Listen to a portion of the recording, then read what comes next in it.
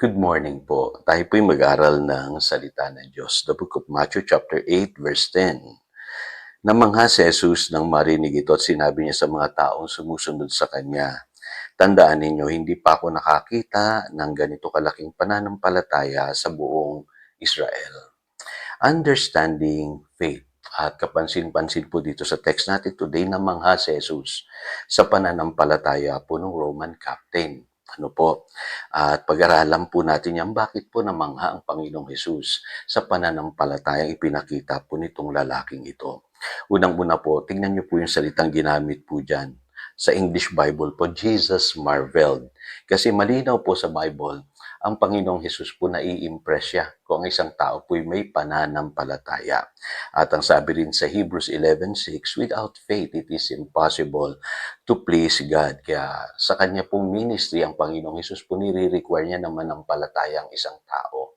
At kadalasan po nagtuturo siya about faith at nire-require niya yung mga sumusunod sa kanya at yung kanyang mga disciples na manampalataya. In fact, napapagalitan pa nga yung mga alagad sa kawalan nila ng pananampalataya. At kadalasan po nangyayari po yung mga himala dahil sa pananampalatayang ipinapakita ng isang tao.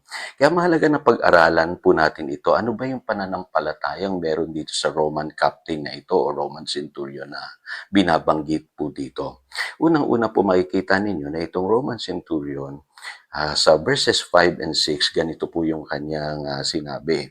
Ginoo, ang katulong ko po'y naparalisado. Siya po'y nakaratay sa bahay at lubhang nahihirapan. Sabi po sa verse 7, sinabi ni Jesus, pupuntahan ko siya at pagagalingin. Kita po ninyo, no? Kakaiba na yung isang mataas na may katungkulan sa buhay. Katulad po nitong Roman captain, magmalasakit dun sa kanyang alipin. Alam niyo po, ang Panginoong Hesus po namumove po ng compassion.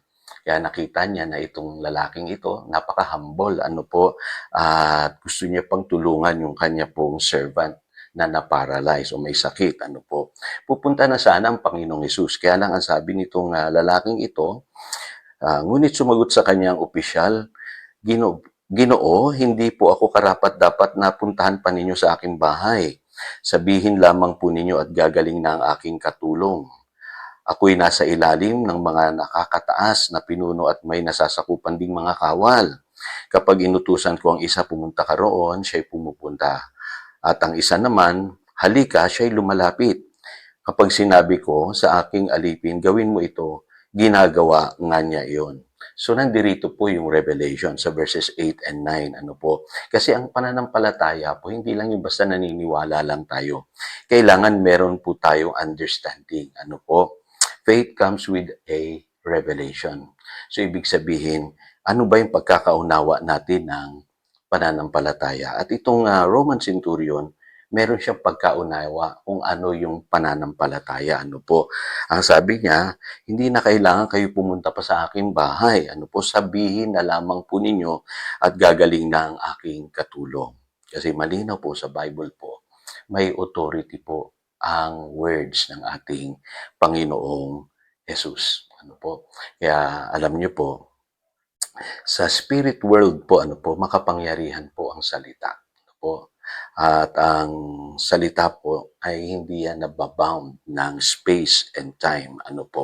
Kaya makikita nyo sa Psalm 107 verse 20, ang sabi po rito, He sent His word and healed them and delivered them from their destruction. Ganon kumilos ang Diyos. Kung siya'y magpapagaling, ipapadala niya yung kanyang salita. Kasi makapangyarihan po ang kanyang salita. Sabi sa Psalm 119 verse 89, Forever, O Lord, your word is settled in heaven. Kung tayo mga believers, ganun lang sana yung pagkaunawa natin ng salita ng Diyos. Na ito'y makapangyarihan, na kapag ito'y nabasa natin, tinanggap natin sa ating puso, darating ang pananampalataya At doon kikilos po ang Diyos. Kaya na-impress ang Panginoong Hesus Sabi niya, nag-marvel siya doon sa sinabi po ng Roman centurion. Sabi niya, yung salita po ninyo, yun na lamang pong ipadala nyo sa aking bahay.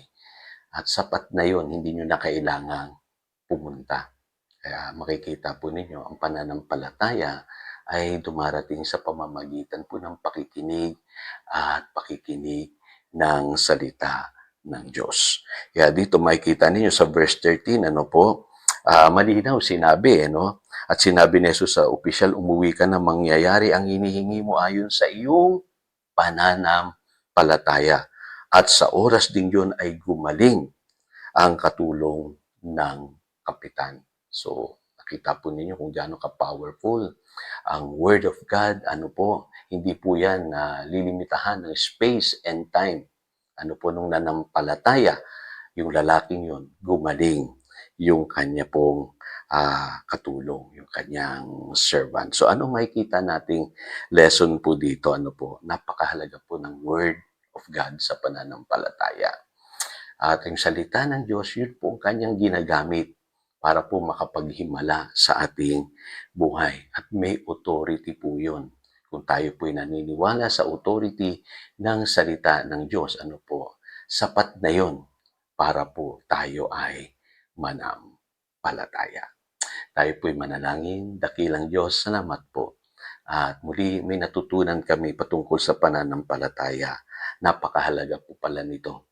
Nire-require mo na meron po kaming pananalig sa iyong salita sapagkat sa pamamagitan ng iyong salita nakakapagpagaling ka ng buhay ng tao.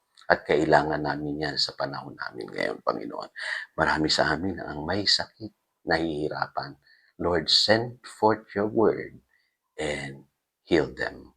Salamat, Panginoon. Yan po aming panalangin. In Jesus' name we pray. Amen and amen. Again, ito si Pastor Jojo nagpapaalala upang daluyan tayo ng pagpapala, manatili tayo sa kanyang salita. Good morning.